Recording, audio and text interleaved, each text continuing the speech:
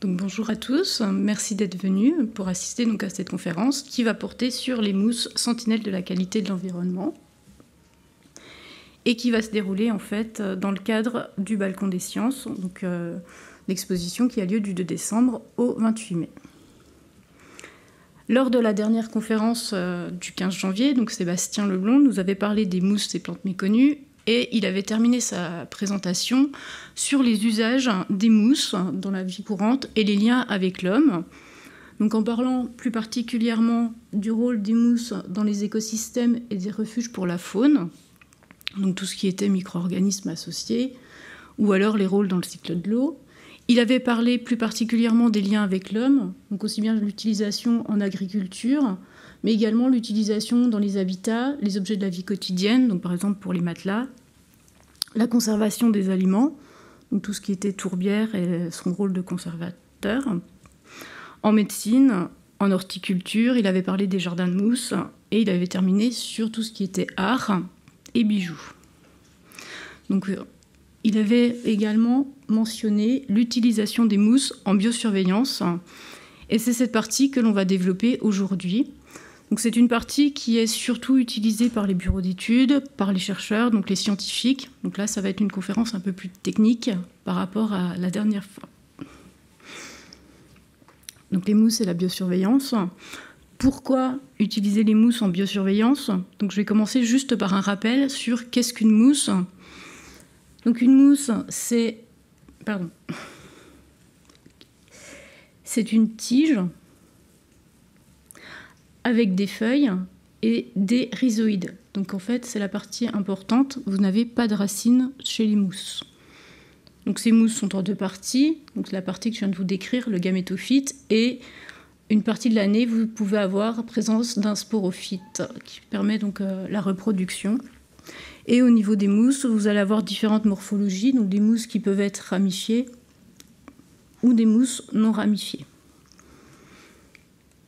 Donc pourquoi vous dire ça? Pour vous mettre en évidence les choses importantes à retenir sur pourquoi utiliser les mousses en biosurveillance. Et la partie importante, c'est que ce sont des plantes qui ne sont pas vasculaires.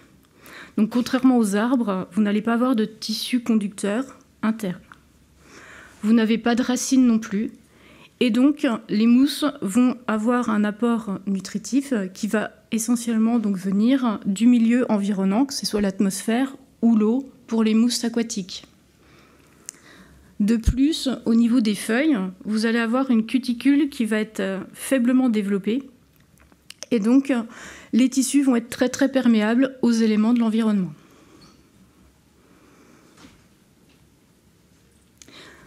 L'avantage des mousses, c'est qu'elles vont être présentes sur tous les continents et également sur tous les types de milieux et de substrats. Le seul endroit où on ne va pas retrouver de mousse, ça va être le milieu marin. Donc au niveau des substrats, vous pouvez les retrouver aussi bien sur de la matière organique, par exemple les sphagnums, vous pouvez les retrouver sur de la matière minérale, vous pouvez les retrouver sur des arbres, donc vous pouvez les retrouver absolument partout. De plus, les mousses vont être sensibles aux facteurs du milieu. Donc, suivant les espèces, vous allez avoir des espèces qui vont être plus ou moins sensibles à la luminosité, plus ou moins sensibles à l'humidité. Et donc, on va pouvoir caractériser chaque espèce en fonction de ses affinités donc écologiques. De plus, les mousses vont pouvoir présenter une forte résistance aux conditions extrêmes. Donc, pour certains groupes, vous allez avoir des groupes qui vont être très très résistants en fait, à l'obscurité. Par exemple donc la dernière espèce qui va vivre plutôt dans les cavernes. Vous allez avoir des espèces qui vont être sensibles à la pollution. Vous allez avoir des espèces qui vont être très sensibles à la température. Donc, par exemple, la première espèce qui peut résister à des températures de 51 degrés. Donc vous allez avoir des mousses qui peuvent vraiment résister à des conditions extrêmes. Si on parle maintenant de biosurveillance, donc je vous ai dit que les mousses, on pouvait les retrouver partout. Elles avaient des caractéristiques qui étaient nécessaires en fait pour l'utilisation en biosurveillance. Mais la biosurveillance, qu'est-ce que c'est? Donc là, je vais vous montrer une définition. C'est vrai que la définition, elle va pouvoir être dépendante en fait des personnes, des sujets d'études. Donc là, j'ai choisi une définition qui est issue d'une norme, donc c'est quelque chose qui va être légal. Et donc la biosurveillance, ça va être l'utilisation à tous les niveaux d'organisation biologique d'un organisme ou d'un ensemble d'organismes pour prévoir ou révéler des modifications de l'environnement. Et ça va permettre de suivre cette évolution des modifications de l'environnement. La biosurveillance, elle va se décliner en plusieurs grands concepts. Vous pouvez avoir l'utilisation de biomarqueurs. Désolée. Donc ça va plutôt être au niveau cellulaire. On va suivre en fait toutes les modifications au niveau de la cellule, tout ce qui va se passer au niveau de l'ADN. Vous allez avoir la bioindication en fait, donc ça va être le suivi de bioindicateurs. Donc là, ça va vraiment être au niveau de l'individu, avec par exemple la présence d'espèces indicatrices ou alors des marques sur la croissance ou des effets sur la physiologie des mousses. Enfin, on peut parler de biointégration. Donc là, on va être au niveau des communautés et des écosystèmes. Ça va être plutôt la présence ou l'absence d'espèces, donc la disparition dans une communauté. Ça va être le développement d'indices écologiques. Ça va être également des modifications, par exemple, dans des flux entre les éléments. Et enfin, au niveau de la biosurveillance, on peut utiliser des propriétés bioaccumulatrices des éléments. Donc ça va être ce qu'on appelle la bioaccumulation. Et là, on va utiliser donc ce qu'on appelle des bioaccumulateurs. Pour les mousses, on va surtout les utiliser en bioindication, en biointégration et en bioaccumulation. Donc pour la suite de cet exposé, je vais vous présenter l'utilisation donc des mousses dans ces trois cadres, avec différents exemples qu'on va essayer d'argumenter pour vous montrer les usages également et pourquoi on fait de la biosurveillance. Ce qu'il est important de dire, c'est qu'en biosurveillance, vous pouvez avoir deux types d'approches. Donc une approche qui va être plutôt passive. Donc là, ça va se faire in situ. Vous allez aller sur le terrain et vous allez récolter des mousses qui sont déjà présentes sur le terrain. Donc le temps de contact de la mousse avec le milieu environnant, ça va être l'âge de l'organisme, donc l'âge de la mousse. Le deuxième type d'approche, ça va être la biosurveillance active. Et là, ça va être l'utilisation de transplants. Donc qu'est-ce qu'un transplant ? Ça va être des mousses que vous avez soit cultivées, soit pris dans un milieu non contaminé. Vous allez les mettre techniquement dans des barquettes. Et vous allez aller les exposer dans un autre milieu où vous voulez suivre l'évolution donc, de ce milieu ou évaluer la qualité de ce milieu. Donc là, le temps de contact de la mousse avec le milieu, que ce soit l'air ou l'eau, va être la durée de l'exposition que vous avez définie à la base. Donc maintenant, on va parler vraiment de la bioindication. Donc, comment utiliser ces mousses comme bioindicateurs avec différentes parties. Donc, elles peuvent être utilisées aussi bien en présence d'espèces indicatrices, avec de la disparition d'espèces, ou alors en utilisant des paramètres physiologiques, comme par exemple les taux de croissance. Donc, au niveau des espèces indicatrices, vous allez pouvoir quelque part connaître l'état d'un milieu. Donc, l'exemple que je vous présente, c'est Funaria hygrometrica. Donc, c'est une mousse qui va être appelée mousse de feu de camp. Pourquoi ? Tout simplement parce qu'elle va se développer sur des sols où vous avez eu des feux. Donc, elles sont également appelées mousses charbonifères, donc au Canada. Et elles vont être retrouvées donc, sur les murs humides ou tout autre endroit où vous avez eu un incendie récent.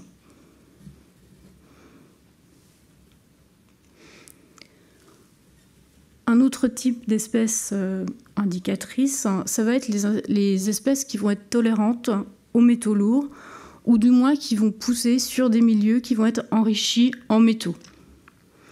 Donc c'est ce qu'on va appeler les copper mousse. Vous avez plusieurs exemples. Et là, celui que je vais vous présenter, c'est une étude donc, qui date de 1995, donc avec deux espèces particulières, donc les extrêmes, Scopelophilia catarrhectea, donc qui va supporter en fait des grosses concentrations de cuivre et qui va avoir besoin en fait de ce cuivre pour se développer. Donc ça va être des espèces qui vont se servir du cuivre présent, donc de grosses concentrations présentes dans le milieu. Elles vont avoir besoin de ça pour se développer. À l'inverse, vous allez avoir d'autres espèces qui vont être présentes aussi sur ces milieux. Donc c'est l'espèce ici, qui elle, quand elle est sur des milieux enrichis en cuivre disponibles, elle va arrêter de croître en fait, vu que là c'était donc, désolé, la croissance. Et donc ces mousses vivent sur des milieux enrichis en cuivre, mais en cuivre non biodisponible. Enfin, vous allez avoir des adaptations des mousses à leur milieu. Et là, c'est l'exemple en fait des deux espèces, donc les Funaria hygrometrica, celle que je vous ai présentée juste avant, qui elles, si vous prenez des Funaria qui étaient donc, qui poussaient dans des milieux non contaminés, ne vont pas supporter en fait ne vont pas supporter la présence de cuivre en grande quantité. À l'inverse, si vous les prélevez sur des milieux qui vont être enrichis en cuivre, elles vont très bien rester sur ces milieux avec du cuivre biodisponible. Donc là, vous allez avoir des adaptations des mousses à leur milieu, donc une évolution des espèces. Une autre utilisation des mousses, ça va être pour prévoir les effets du réchauffement climatique et pour indiquer en fait des modifications liées au réchauffement climatique. Donc l'étude présentée, ça va être une étude qui date de 2017, donc qui est récente, et qui est issue en fait d'un constat, c'est qu'au niveau des péninsules, donc aussi bien arctiques qu'antarctiques, vous allez avoir des modifications du paysage, et avec un paysage qui va devenir quelque part plus vert. Donc vous allez avoir une croissance des mousses, vous allez avoir un développement des mousses sur tout le milieu. Et donc là, les chercheurs se sont quand même posé la question, pourquoi est-ce que ce ne sont que les mousses qui vont se développer? Qu'est-ce qui se passe? Est-ce que c'est dû au réchauffement soi-même? Est-ce que c'est dû à d'autres paramètres?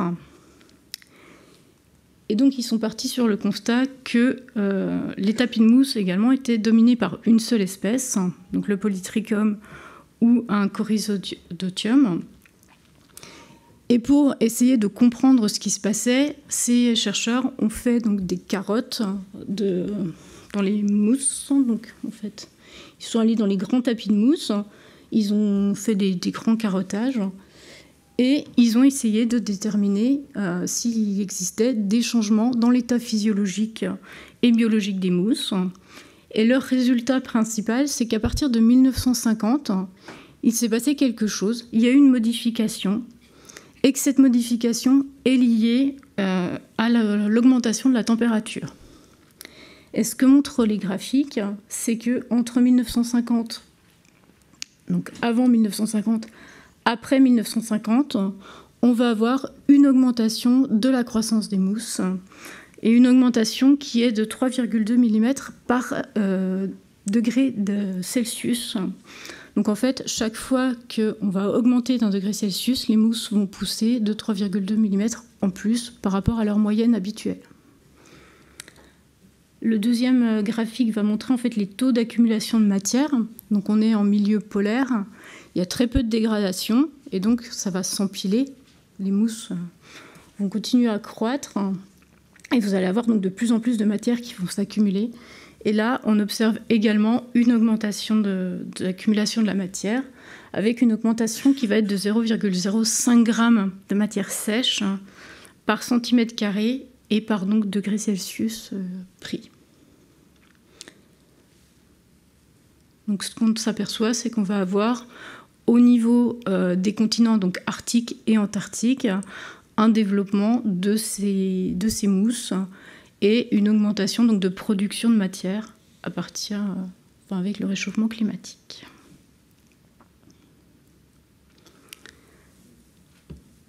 Donc là, c'était essentiellement de la qualité de l'air. On va pouvoir parler maintenant un peu de la qualité de l'eau. Donc on peut également utiliser ces mousses pour évaluer la qualité d'un milieu et en particulier en essayant en fait de déterminer les espèces présentes dans le milieu. Donc vous allez avoir tout ce qui est disparition et apparition d'espèces. Donc au niveau de l'eau, un des problèmes principaux, c'était l'influence donc, des pluies acides. Donc on va avoir un problème d'acidification du milieu. Et là, on va avoir des disparitions d'espèces.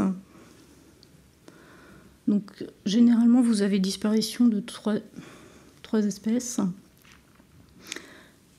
Et vous allez avoir apparition donc, de nouvelles espèces. Donc là, par contre, en faisant un peu attention, ce ne sont pas des mousses, ce sont des hépatiques. Donc pour ceux qui n'ont pas vu l'exposition, je rappelle que en fait, chez les bryophytes, vous allez avoir trois embranchements, donc les mousses, les anthécérotes et les hépatiques. Hépatiques et anthécérotes sont quelque part les cousines des mousses. Donc c'est pareil, il n'y a pas de système vasculaire, il n'y a pas de cuticule et il n'y a pas de racines. Par contre, elles ont un mode de développement qui va être un peu différent, de reproduction un peu différente. Donc vous allez avoir disparition de mousse pour de l'apparition plutôt d'hépatiques. Vous allez avoir à peu près le même phénomène avec d'autres types de pollution, donc des eaux, et en particulier les rejets urbains, donc que ce soit du potassium, magnésium et nitrate. Donc vous allez toujours avoir des phénomènes d'eutrophisation, donc augmentation de la matière organique. Et là, c'est pareil, vous allez avoir des disparitions d'espèces, dont des hépatiques, et vous allez avoir apparition d'une espèce qui va être donc tolérante à ces éléments, et donc qui va permettre de mettre en évidence ce type de phénomène et ce type de problème.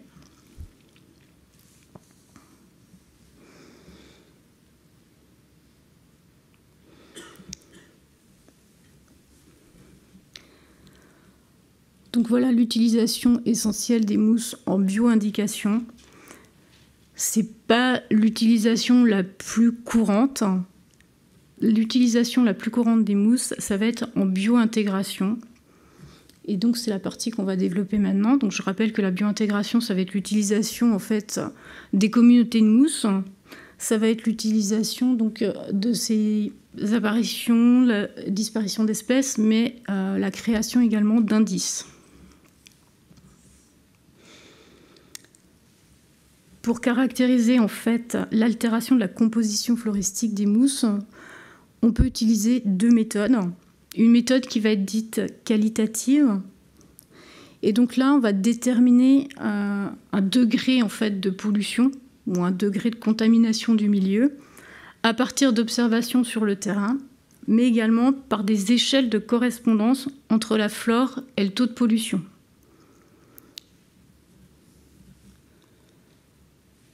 L'exemple le plus utilisé en France, c'est avec des lichens. Donc là, je vais vous présenter les lichens. Mais il faut savoir que, par exemple, en Allemagne, ça va être utilisé avec les mousses. Donc il y a une norme qui s'est faite dessus. Mais bon, pour l'instant, je vais vous présenter plutôt les lichens qui se fait vraiment au niveau français. Donc je vais centrer plutôt cette communication sur ce qui se passe en France. Donc au niveau des lichens, ça va être une approche qui va classer à peu près 80 espèces de lichens, épiphytes, donc des lichens qui vont pousser sur le tronc des arbres. Et donc, cet indice va aller de 0, qui va correspondre en fait à une pollution maximale, à 10, qui va correspondre donc à la pureté maximale. Donc pour 0, vous allez avoir aucun lichen qui va se développer sur les arbres. Pour 10, vous allez avoir une grande richesse lichenique et surtout, vous allez avoir présence d'espèces très sensibles. Et bien évidemment, entre 0 et 10, vous pouvez avoir toutes les déclinaisons possibles, donc avec des espèces qui vont disparaître, les plus sensibles, avec une apparition d'espèces un peu plus résistantes. Et vous allez pouvoir avoir comme ça donc, une modification du cortège lichenique, ce qui va vous permettre d'évaluer en fait la qualité du milieu. Cet indice lichénique, il est surtout utilisé pour des pollutions au sulfate, donc au SO2.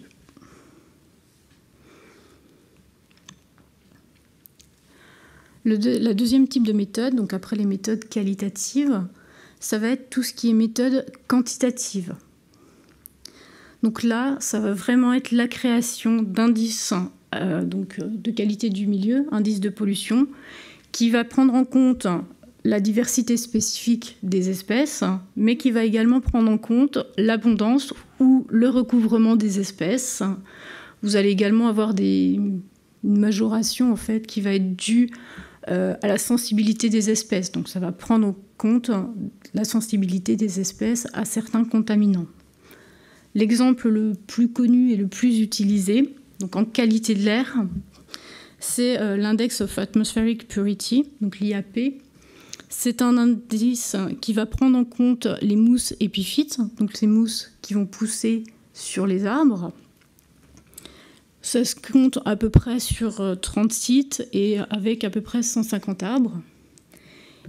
Et l'étude qui avait été menée, donc là l'exemple présenté, c'est en Allemagne. Vous allez donc obtenir le calcul des indices et vous allez obtenir ce type de carte, donc qui permet de montrer des zones qui vont être plus ou moins contaminées en différents éléments.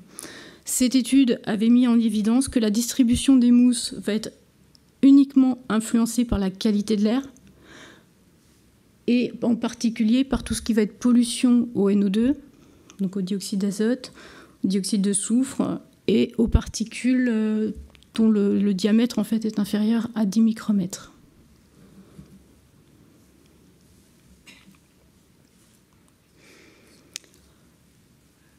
Vous pouvez utiliser donc, ces indices également pour évaluer la qualité des eaux. Et là, ça va être un indice biologique macrophytique, donc en rivière, c'est l'IBMR. C'est un indice qui va être normalisé, donc il est issu d'une norme, donc ça va être réglementé. Le protocole pour l'obtenir est réglementé. Et il va permettre, lui, de déterminer la qualité de la rivière et plus particulièrement son degré d'eutrophisation, donc qui va être lié aux teneurs en azote et en phosphore, donc dans les eaux. Ce que vous allez obtenir avec ce type d'indice, c'est des cartes comme celle-là. Donc c'est des indices qui sont utilisés par les agences de la qualité de l'eau. Et c'est des indices qui vont être basés sur la présence de différents types de végétaux, dont des mousses. Donc en fait, ça va être basé sur la présence ou l'absence de 49 espèces de bryophytes, donc au sens large. Et vous allez pouvoir classer la qualité des cours d'eau. Donc en les classant avec un état, donc très bon état jusqu'au mauvais état. Donc vous allez avoir un code couleur et vous allez pouvoir obtenir ce type de carte pour toute la France.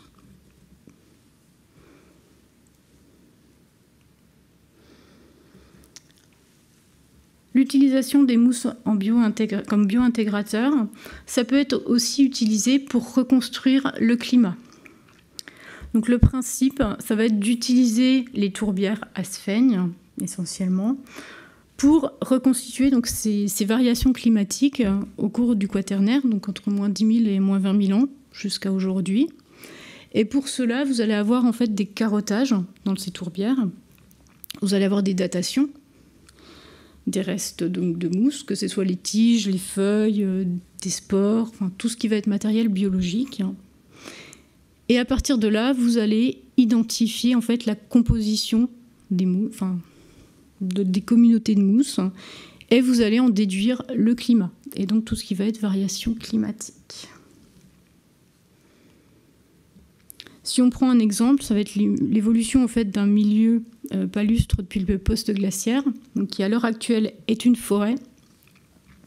Si on regarde ce qui s'est passé, vous allez voir que vers moins 1850 ans, c'était un simple petit lac avec une végétation essentiellement donc aquatique. Vous allez avoir une évolution avec un développement d'une tourbière neutro-alcaline, donc avec des espèces qui vont être caractéristiques de cette tourbière neutro-alcaline. Donc là, vous allez avoir des espèces vraiment indicatrices, un cortège d'espèces indicatrices. Puis cette tourbière neutro-alcaline va devenir une tourbière acide, donc avec l'apparition de nouvelles espèces. Et ensuite, donc, vous allez avoir apparition d'un marais, puis d'une forêt. Si on fait un zoom sur ce qui se passe au niveau de la tourbière, donc ce qui nous intéresse le plus, c'est-à-dire au niveau des mousses, qu'est-ce qui se passe? Vous allez voir un changement en fait des communautés, c'est ce que je vous disais tout à l'heure. Donc vers 1850, c'était des espèces qui étaient typiques donc, de la tourbière neutro-alcaline. Donc ça va être des espèces qui vont être essentiellement pleurocarpes. Donc, si je refais un petit cours sur les mousses rapidement, donc espèces pleurocarpes, ça va être que le développement du sporophyte va se faire au niveau des rameaux et pas en partie terminale, contrairement à la mousse que je vous ai montré tout à l'heure. Et donc ce changement, vous allez voir un système qui va, au niveau des tourbières acides, devenir un système à espèces acrocarpes. Donc là, vous allez avoir le sporophyte au niveau terminal.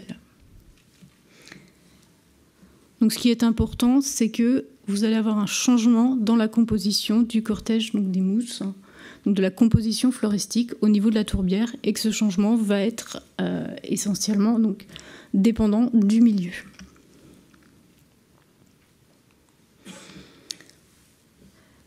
Tout à l'heure, on avait dit que les mousses étaient un refuge pour les animaux et également pour tout un tas de micro-organismes. C'est ce qu'on va appeler en fait le bryosystème.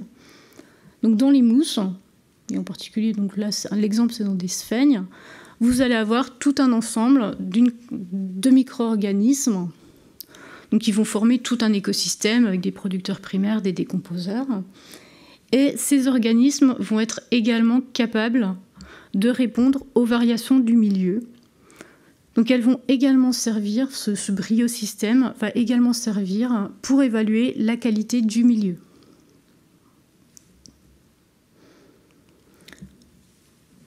Donc l'exemple que je vais vous montrer, ça va être l'utilisation de ce bryosystème en qualité de l'air, donc pour évaluer la qualité de l'air.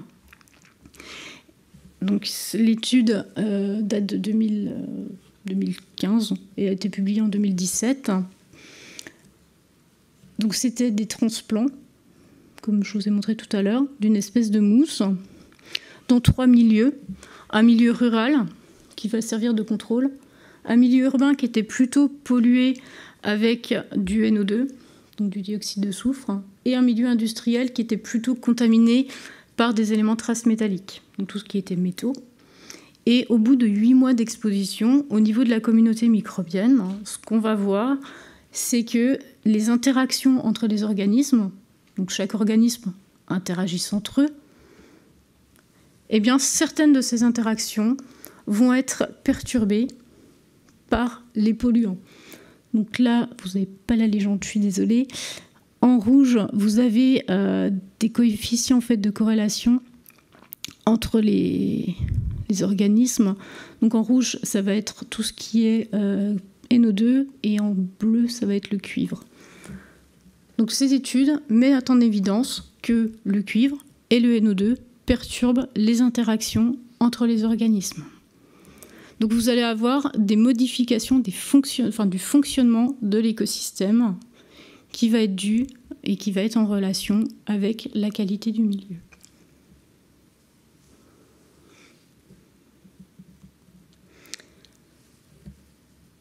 Là, c'était de la pollution de l'air. Ça va être également en corrélation avec le réchauffement climatique. Donc là, vous allez avoir... Si on reprend en fait l'exemple de tout à l'heure, c'était l'exemple dans l'Antarctique. Donc la même étude a également étudié le fonctionnement des écosystèmes microbiens et en particulier la productivité microbienne. Donc pour ça, ils se sont basés sur un groupe de micro-organismes qui s'appelle les amibathèques. Alors pourquoi se baser sur les amibathèques ?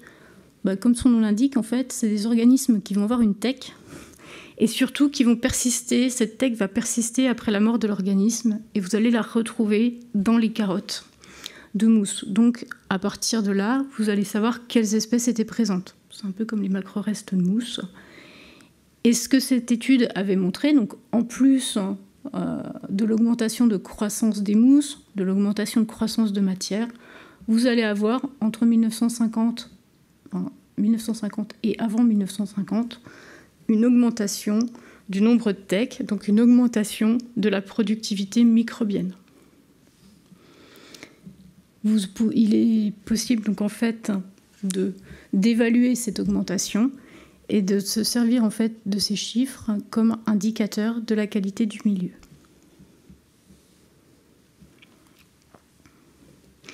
La dernière utilisation des mousses, ça va être leur utilisation comme bioaccumulateurs. Donc je rappelle que les mousses sont capables d'accumuler des éléments et c'est donc cette utilisation qu'on va voir. Ces mousses étaient donc des plantes non vasculaires. Elles vont prendre leurs éléments nutritifs du milieu. Elles avaient une cuticule qui était faiblement protectrice, donc elles vont être perméables aux éléments.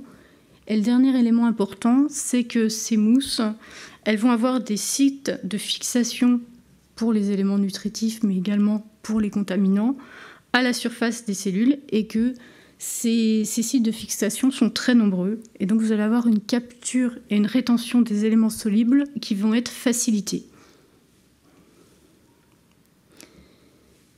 Ces mousses, elles vont être capables de piéger également les particules présentes dans le milieu au niveau des feuilles.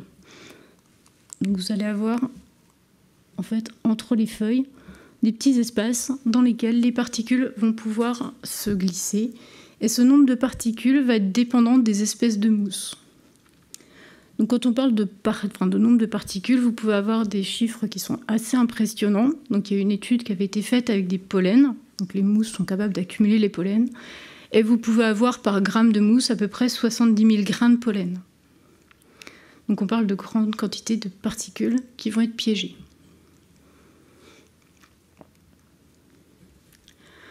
De plus, ces mousses sont capables d'accumuler des ions, donc des métaux ou d'autres éléments sous forme d'ions. Et vous allez avoir une accumulation qui se fait soit à l'intérieur, soit à l'extérieur des cellules. Donc là, si vous n'arrivez pas trop à voir, normalement il y a un petit point noir qui vous montre donc les éléments au niveau des cellules. Ces propriétés en fait bioaccumulatrices des mousses, elles vont être utilisées de deux façons. Enfin, on peut se servir des mousses de deux façons. On peut se servir des mousses vivantes. C'est la première partie. Donc soit sous forme de tapis qu'on va prélever, donc comme tout à l'heure in situ, soit sous forme de transplant, donc en conditions contrôlées, donc soit en extérieur, soit en conditions contrôlées. Mais vous pouvez également utiliser ce qu'on appelle des moss bags. Donc là, vous allez utiliser en fait des clones de mousse qui sont morts. Vous allez les mettre dans ce qu'on appelle les moss bags, et ça va être exposé dans différents milieux contaminés. Au bout d'un temps déterminé, vous allez aller reprendre votre moss bag et vous allez analyser les éléments qui sont contenus dedans. Donc là, je vais plutôt détailler la partie mousse vivante, qui va être la partie sur laquelle je travaille le plus. Et je vais vous expliquer donc le principe de l'utilisation de ces mousses en biosurveillance et en particulier en bioaccumulation. Donc ça commence pour tout le monde pareil. Vous faites un prélèvement de mousse sur des sites donnés, donc quels que soient les sites. Puis vous allez en fait analyser différents éléments. Donc tout dépend de votre problématique. Vous pouvez analyser aussi bien des éléments traces métalliques que des éléments organiques, donc par exemple les hydrocarbures aromatiques polycycliques. Vous pouvez doser certains nutriments, comme par exemple le calcium. Vous pouvez doser des pesticides, donc ça c'est assez utile dans l'eau. Vous pouvez également doser tout ce qui est radioéléments, donc tout ce qui est radioactivité. Et ça va être surtout utilisé par l'IRSM.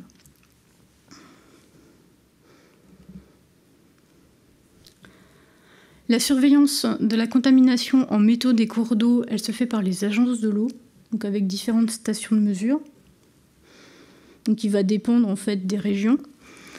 Et à ce niveau-là, vous avez en général 8 métaux qui vont être dosés dans différentes espèces de mousses, donc 4 espèces de mousses.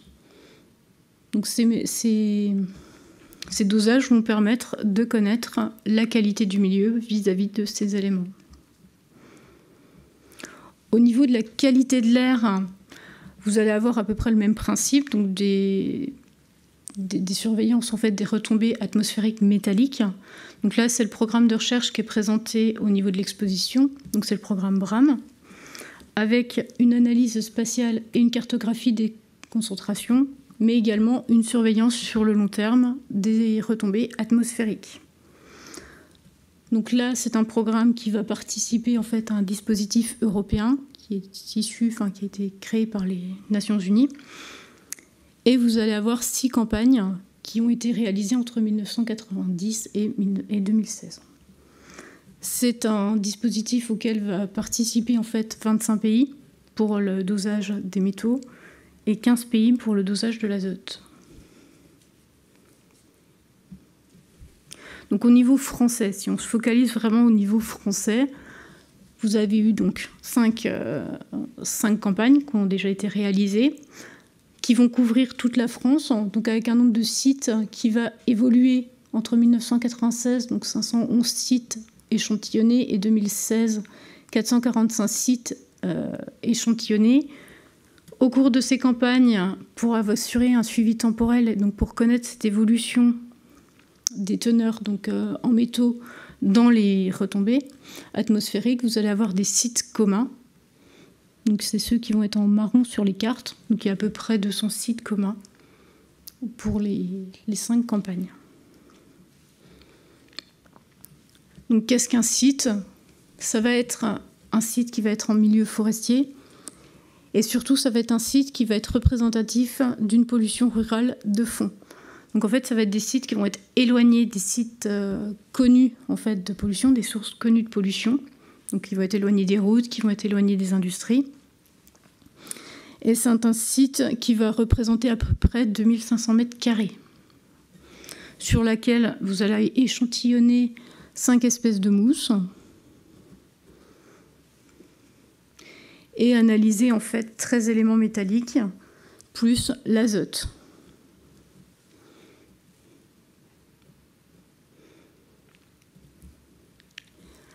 À quoi vont servir toutes ces données ? Eh bien, tout d'abord, ça va nous servir à suivre et à évaluer l'efficacité des politiques publiques de réduction des émissions. Donc, si on prend l'exemple du plomb, donc on s'aperçoit que depuis 1996, donc au niveau européen, mais également au niveau français, on va avoir une diminution des teneurs en plomb donc dans les mousses. Et cette diminution va être quelque part corrélée à la diminution des émissions. Donc là, c'était essentiellement dû à l'arrêt du plomb dans l'essence.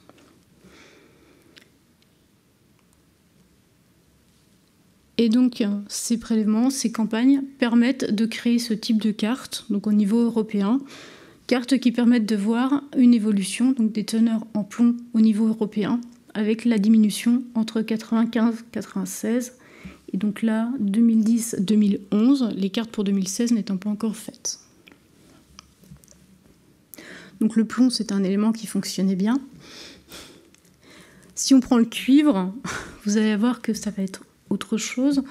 Donc au niveau européen et français, donc, on s'aperçoit qu'il n'y a pas de diminution des teneurs. Mais quand on regarde les émissions, il n'y a pas non plus de diminution des émissions.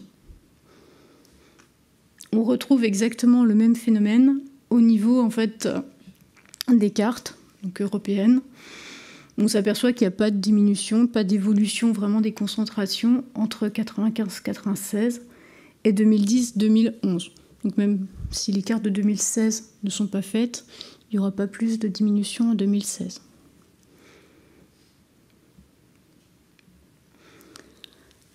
Une deuxième utilisation en fait, de ces mousses, ça va être pour évaluer les impacts sur la santé humaine. Donc à partir des données des campagnes, vous pouvez créer en fait, des cartes de crégeage. Donc par des modélisations, vous allez évaluer les teneurs en métaux sur toute la France, en considérant que la France est un milieu non pollué. Donc là, vous avez vraiment les niveaux de fond en pollution.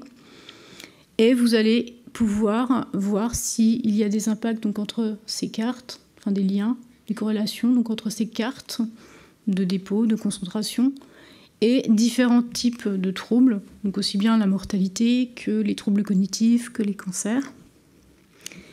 En sachant que là, le dispositif BRAM va vous pouvoir fournir des données donc spatio-temporelles, c'est-à-dire un recul de 20 ans de mesure, ainsi que des données sur l'ensemble du territoire français.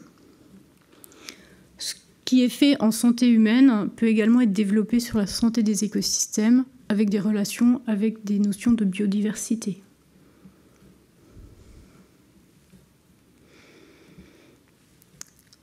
Enfin, une des dernières utilisations des propriétés bioaccumulatrices des mousses, ça va être quelque chose qui est développé depuis peu de temps.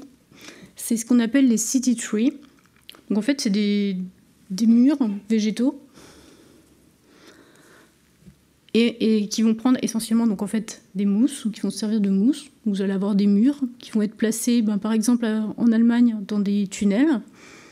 À Paris, par exemple, donc place de la Nation. Et ces city trees, ça va être donc des gros murs qui font à peu près 4 mètres de haut, 3 mètres de large et 60 cm d'épaisseur, qui vont être autonomes.